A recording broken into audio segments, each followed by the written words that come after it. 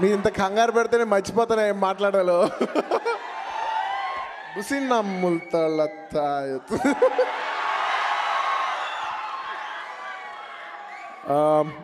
ఈ సినిమాకి మా ఆర్య సినిమా అప్పటి నుంచి పనిచేసిన director Pratap, I wish you all the best.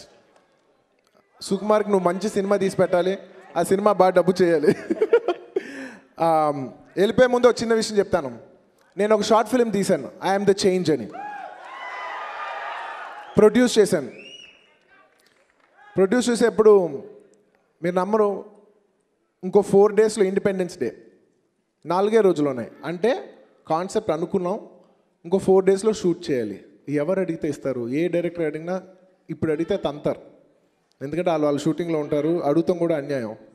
కానీ నాకు తెలుసు, నేను స్ట్రైట్గా ఫోన్ చేసి, డార్లింగ్ సుకు ఒకసారి ఆఫీస్కి ఒకసారి రాగలవా అని చెప్పాను.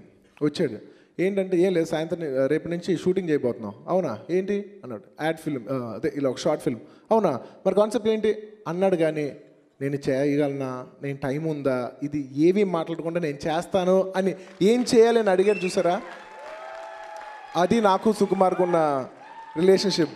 అండ్ రెమ్యునరేషన్ వైజ్ కూడా నేను చెప్పాను. రెమ్యునరేషన్ గురించి చెప్పాలంటే తను అలా కోపంగా చూశాడు. ఏం ఉండదు, అది చెప్తామని చెప్తాను.